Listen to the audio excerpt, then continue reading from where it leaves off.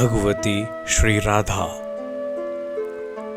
भगवान श्री कृष्ण की ह्लादिनी शक्ति ही रसेश्वरी श्री राधा हैं। श्री कृष्ण के प्राणों से ही इनका आविर्भाव हुआ है।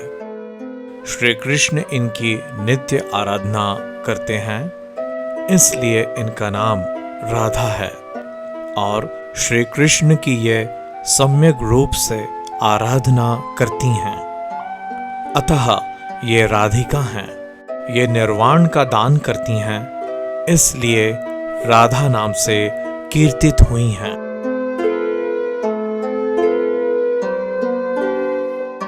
नृगपुत्र राजा सुचंद एवं पितरों की मानसी कन्या कलावती का वृषभानु गोप एवं कीर्तिदा गोपी के रूप में पुनर्जन्म हुआ। यथा समय दोनों का विवाह होकर पुनर्मिलन हुआ। वृषभानु गोप एवं कीर्तिदा ने पूर्व जन्म में पति पत्नी के रूप में दिव्य 12 वर्षों तक तप करके ब्रह्मा को संतुष्ट किया था। इसलिए कमल योनि ब्रह्मा ने दोनों को यह वर दिया था, द्वापर के अंत में श्री कृष्ण की आदि शक्ति श्री राधा तुम्हारी पुत्री बनेंगी।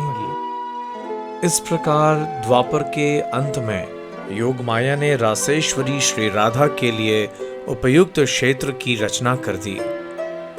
धीरे धीरे वह निर्दिष्ट समय भी आ पहुंचा। कीर्तिदा रानी के अंग पीले हो गए, गर्भ के अन्य लक्षण भी प्रकट होने लगे।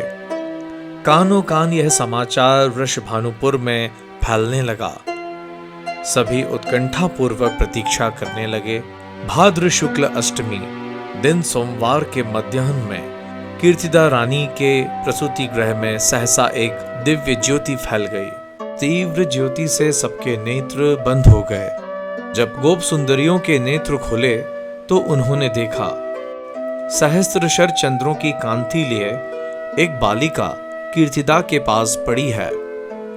कीर्तिदा रानी ने सद्या प्रसूता अपनी कन्या को देखकर प्रसन्नता के आवेग में मन ही मन 1,00,000 गोदान का संकल्प कर डाला।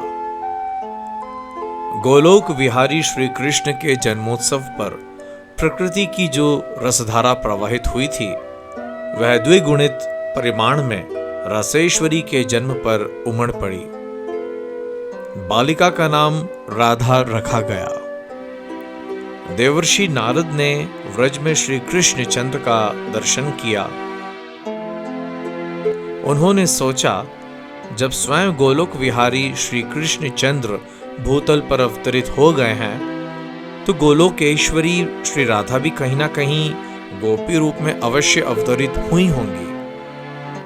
घूमते घूमते देवर्षि नारद वृषभानु गोप के विशाल भवन के पास पहुंचे। वृषभानु गोप ने उनका विधिवत सत्कार किया। फिर उन्होंने देवर्षि से निवेदन किया, भगवान, मेरी एक पुत्री है। वह सुंदर तो इतनी है कि मानो सौंदर्य की खानी हो, किंतु हमारे विशेष प्रयास के बाद भी वह अपनी आंखें नहीं खोलती है। आश्चर्यचकित देवर्षि नारद वृषभानु के साथ उनके अंतःपुर में गए।